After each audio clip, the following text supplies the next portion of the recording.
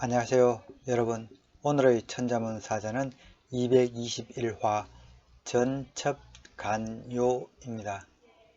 앞서 녹음한 동영상에 옷이 술리는 소리가 너무 많이 들어가서 새로 녹음해서 올려드립니다. 편지전, 편지첩, 편지간, 중요요입니다. 이 전과 첩은 둘 다 편지를 뜻하지만 전은 윗사람에게 올리는 편지를 말하고 첩은 친구나 동년배 간에 주고받는 편지라고 합니다. 이는 한나라 때 천자, 태자, 제왕들에게 올리던 상주문을 전이라고 불렀기 때문이기도 합니다. 보통 전첩은 편지를 뜻하는 대명사처럼 사용이 되었는데요. 일부 천자문에서는 이 편지전이 아닌 이 대죽자가 들어간 기록할 전을 사용하여 전첩이라고도 합니다. 의미상으로 편지를 칭하는데 어색함은 없습니다. 간요는 간단히 요약하다는 말인데요. 따라서 이 사자를 번역하면은 편지글은 간단 명료해야 된다가 되겠습니다.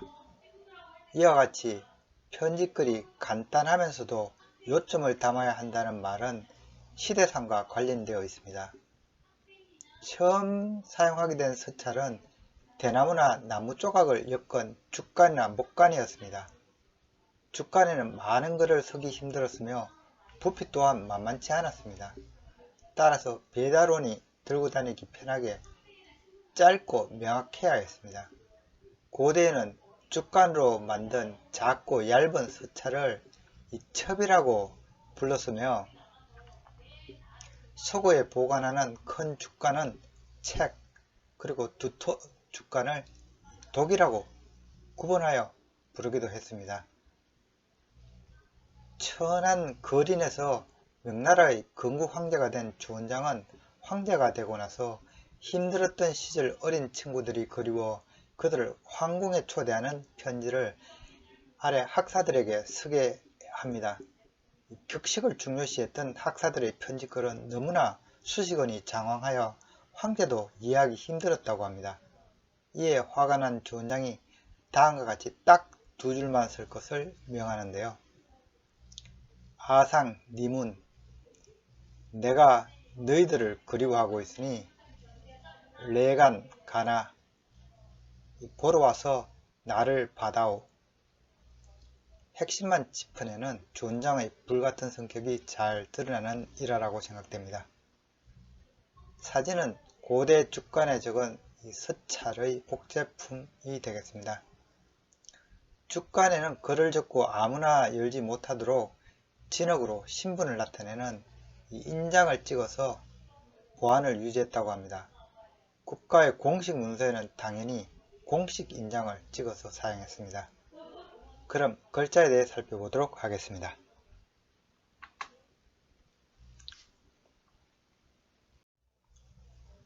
먼저 편지전을 설명드리겠습니다. 이 자는 조각편과 나머지 잔의 합자로 되어 있습니다. 조각편은 나무 조각을 그린 자형인데요. 각골자형은 나무 가지를 나타냈다는 설이 있기도 하지만은 이 검은 자형을 보시면은 이 나무 목자의 이 우측 반쪽을 그리고 있습니다. 좌측 반쪽은 오늘날 이 조각장으로 불리고 있는 자형이죠. 둘 다 이 나무 조각을 그리고 있으며 특히 이 조각장은 이 형태가 평상을 닮았다 해서 평상이라는 뜻도 있습니다. 조각편은 나무를 잘라낸 작은 나무편이라는 뜻으로 주로 쓰이고 있으며 이 조각장은 납작한 나무 조각의 의미를 지니고 있습니다. 나머지 장과 잔은 이 각골자를 보면은 이 창과자가 두 개 부딪히는 모습입니다. 그래서 원래 의미는 전쟁 혹은 싸움을 뜻하였습니다. 그리고 이 자형은 서로 죽이다, 살해하다는 뜻으로도 발전되는데요. 그래서 검은 자형에는 이 살해, 죽음을 강조하여 이 칼도자가 방에 추가되어 있기도 합니다. 소전으로 봐서는 이 두 개의 창과 자가 직렬로 배치된 오늘날의 자형으로 따듬어졌는데요. 소전에서는 무기를 이용한 참살을 의미하는 경우에는 이 자형에 뼈와 살을 발라내는 것을 의미하는 살과를 이 뼈할 자가 추가된 잔인할 잔이 되었으며, 단순히 칼로 뭔가를 깎아내다, 베어내다는 뜻인 경우에는 이 방에 칼도자가 들어간 깎을 잔이 됩니다.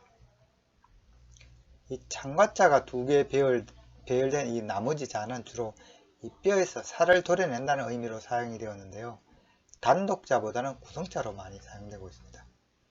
구성자로 사용되는 경우에는 대부분 잔인할 잔자의 의미를 갖고 있습니다.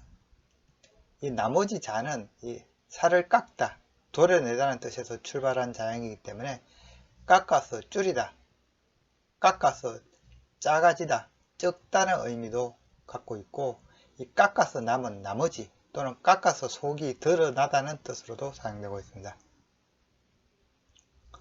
편지전은 소전 이후 만들어진 자형으로, 그래서 소전 자형은 없습니다. 이 작은 조각을 뜻하는 이 조각편, 그리고 깎아서 도려내다는 이 나머지 잔의 합자인데요. 이는 나무 조각을 깎아서 작게 만든 편을 의미합니다.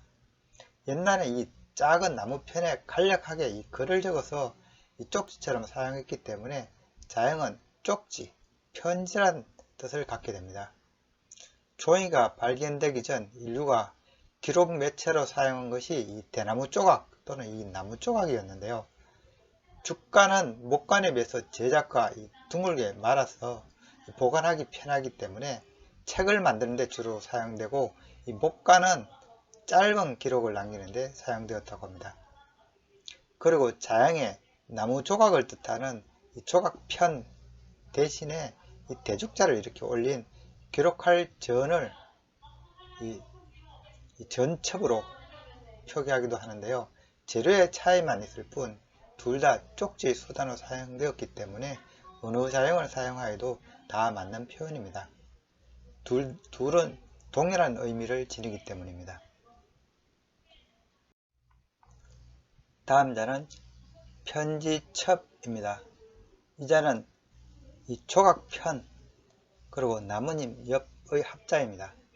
그리고 이 나뭇잎 엽은 이 나무목 위에 이 인간새가 있는 형태인데요. 인간새는 예전에 한번 설명이 있었죠. 이 자는 원래 세운 나뭇가지 3개를 그린 자형으로 숫자 30을 의미했습니다. 이 각골에서의 숫자 10은 세운 가지 하나라고 이미 말씀드렸죠. 그래서 새의 각골자는 이 세운 나뭇가지 3개의 모습입니다. 건문에서는 숫자 10을 구분하기 편하게 중앙에 짧은 이렇게 가로획이 추가가 되는데요. 숫자 30도 마찬가지입니다. 지금도 그렇지만 옛날부터 한 세대는 약 30년으로 보았습니다. 그래서 숫자 30은 한 세대를 뜻하는 자형으로 쓰이게 되는데요. 그리고 또한 이 건문 자형을 보시면 마치 나뭇가지에 이 쉐입이 돋아난 형태를 띠고 있습니다. 이는 한 세대가 지나 새로운 세대의 등장을 이중적으로 암시하기도 하는데요. 그래서 세라고 하면 보통 인간의 일생, 평생, 세대, 한 시대, 여러 세, 대대로, 대를 잇다 등입니다. 나뭇잎 옆은 삽으로도 불리는데요. 의미는 동일합니다. 각골자는 나무에 난 잎사귀를 뜻하여 가지에 잎사귀를 이렇게 그려 넣었습니다. 이후 건문 형태는 이 나무목에 쉐입이 돋아난 이 인간새의 조합으로 그려졌습니다. 그리고 나뭇잎의 얇은 특성 때문에 이 엽이라고 하면은 얇다는 뜻을 갖고 있습니다. 오늘날 이 엽이 뜻하는 바는 나뭇잎, 나무조각, 얇다가 되겠습니다. 편지첩은 이 작고 얇은 쪽지 형태의 편지, 첩을 일컬는 이 자형이 되겠습니다. 자형 역시 작은 나무 조각을 뜻하는 이 조각편과 얇다는 이 엽자의 합으로 구성되어 있죠. 그래서 이 자형의 의미는 납작한 나무 조각, 뜻하고 이 납작한 나무 조각에 편지의 수단으로 사용되었기 때문에 목관을 뜻하기도 합니다. 그래서 이 편지첩이 뜻하는 말은 편지, 서찰, 문서, 장부, 명령, 사령, 송사, 정서 등 보통 짧게 기록한 간단한 이 표식 등을 나타내는 자형이 되겠습니다.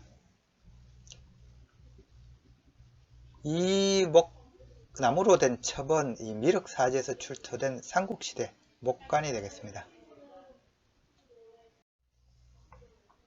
다음 자는 편지간입니다. 이 자는 이 대죽자의 머리 부에 이 아래 사이간이 있는 구조입니다. 이 사이간은 원래 이 한갈한에서 파생된 자형입니다.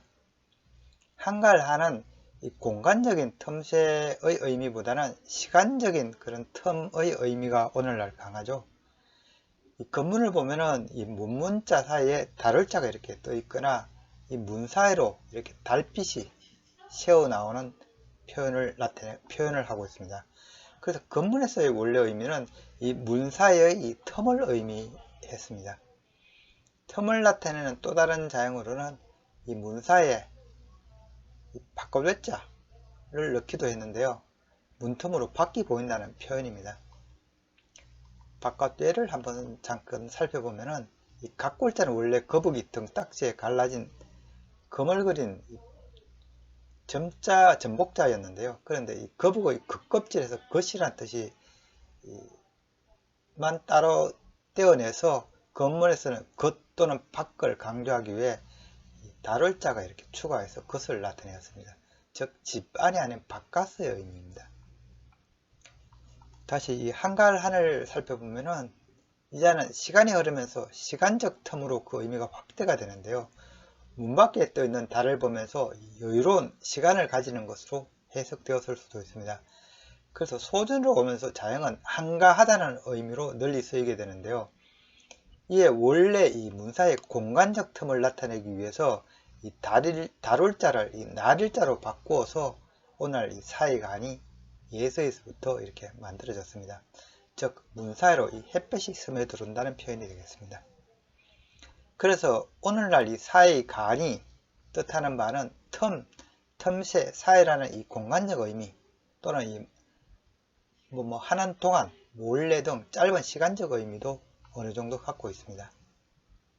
이 밖에도 차별, 사설의 몰래, 비밀스럽게 또는 이 사이에 끼이다, 섞이다, 이간하다 등 그 의미가 다양하게 나타나고 있는데요.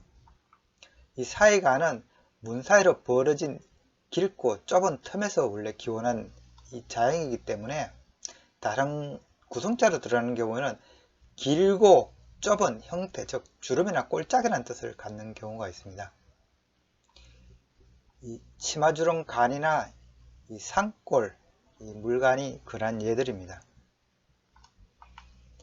편지간은 이 사이간에 이 대죽자가 들어가 있어서 대나무로 된 좁고 긴 이 죽편을 나타낸 자형입니다. 이러한 죽편은 죽간이라 하여 짧은 서신을 적어 전하거나 간단한 기록을 남기는 용도로 사용이 되었습니다. 혹은 대나무로 만든 기다란 물건들도 보통 간이라고 부르기도 합니다. 죽간에는 글의 요점만 적었기 때문에 그래서 간이라고 하면 간략하다, 적다, 드물다는 뜻도 있습니다. 오늘의 마지막 자는 중요요입니다. 이 자는 이 덮을아 그리고 여인여의 합자죠. 이 덮을아는 이 소전 형태를 보면은 걸어서 이 뚜껑이 이렇게 그려진 형태입니다. 그래서 그 의미가 가리다, 덮다입니다. 단독자로는 거의 쓰이지 않고 구성자로 쓰이고 있습니다. 여인여는 여인을 그린 자형으로 여인 특유의 가슴이 그려져 있고 무릎을 꿇고 있는 형태입니다. 머리에 비늘을 꽂은 형태도 건문에서는 종종 쓰이기 때문에 여인이라고 하면 성인 여성을 보통 뜻하고 있습니다. 중요요의 원래 의미는 붙잡다, 취하다 였습니다. 각골자를 보면은 이 위에 이 날일자가 있고 이 두 손으로 이 여인을 움켜쥐고 있는 모습입니다. 이는 여자 노예를 붙잡다는 의미입니다. 근무는 여인의 이 머리 부분을 양손으로 이렇게 움켜쥐고 있는데요. 또 이 자를 보면은 두 손으로 여인의 머리가 아니고 머리카락을 잡고 있고 이 아래에 실사자가 있습니다. 즉 여인의 머리카락을 이 실로 묶는다는 표현입니다. 그래서 하나로 합치다, 모으다는 뜻이 이 건문에서는 추가가 되었습니다.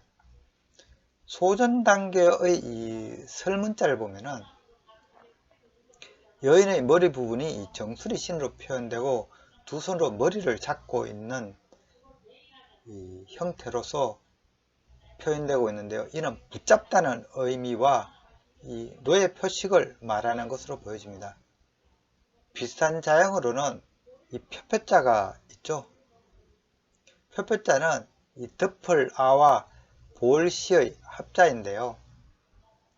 이 표표자는 전쟁포로가 도망가지 못하도록 인두로 얼굴에 노예 표식을 하는 것을 그린 자형입니다. 그래서 이 머리 혈자를 이 두 손으로 잡고 아래에는 불로 찢은다 해서 불화자가 들어가 있습니다. 나중에는 이 머리 혈이 이 정수리 신 형태로 변하게 됩니다. 중요요의 이 소전자형은 서 있는 사람의 이 머리 부분이 이 실사자로 이렇게 표기가 되어 있어서 두 손으로 머리끈을 매만지는 모습이라 할 수 있습니다. 즉 머리카락을 끈으로 묶다는 표현으로 보여집니다.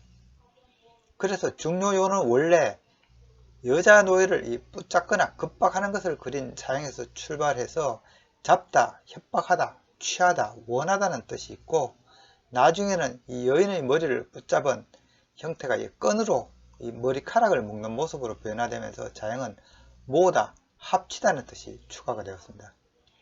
두 손으로 이 불필요한 부분을 빼고 중요한 부분만 움켜쥔다는 해석에서 이 자형은 요약하다, 생략하다, 중요하다는 뜻이 생겨나 그러한 의미로 중요하다는 의미로 널리 쓰이게 됩니다. 특히 소전에서는 자형을 보이는 그대로 풀이하는 경향이 있었는데요. 바로 이 두 손으로 이 허리를 이렇게 감싸고 있는 것 같다 해서 중요요는 허리를 감싸다는 뜻도 이맘때쯤 생겨나게 됩니다.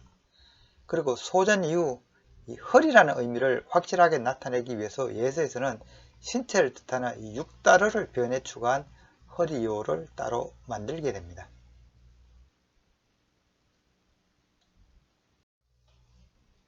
이상으로 오늘의 천자문사자 전첩간요, 즉 편집글은 간단, 명료해야 된다는 사자성어를 마치도록 하겠습니다.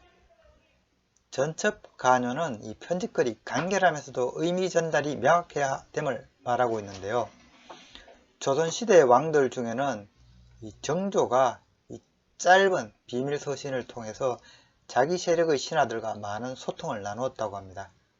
예로서 정성이었던 심한제에게 보낸 서신 내용들이 있는데요. 그 중에 하나를 살펴보도록 하겠습니다. 명일 당소견 제신이 내일 마땅히 신하들을 불러 만날 것인데 출반 엽진 여럿 가운데 나서 힘써 아뢰어라. ing적 하정 명관 청견 바로 따르기를 뜰로 내려와 관을 벗고 꾸지람을 청하라. 적당 관 사세 마땅히 일의 형체를 보아 면상여 견파간 구처 정성을 면하든지 꾸짖어 파직하든지 변통하여 처리하리라. 기후 복배지도 그 후에 다시 벼슬을 회복하는 방안을 자유 요량자 내 생각해둔 바 있으니 의차운이 이를 쫓아 움직이시오. 정조가 고모였던 이 화안옹주를 석방하라는 명을 내리려고 하는데 신료들이 반대할 것이 분명하므로 이에 정조는 이 전날 전첩을 통해서 심한제에게 이르기를 자기의 처분을 앞장서서 반대할 것을 미리 모의하는 서찰의 내용입니다. 실제 이 전첩의 내용대로 심한제는 반대하다 파직당하고 얼마 후 복직됩니다. 정조는 대신들의 반대를 무릅쓰고 자신의 뜻대로 국정을 운영하기 위해 다수가 목소리를 높이기 전에 미리 손을 쓴 것입니다. 문장에서 이 출반은 보통 이 출반주라 해서 여러 가운데 앞으로 나서 아래는 것을 말하는데, 출반 역진이라고 하면은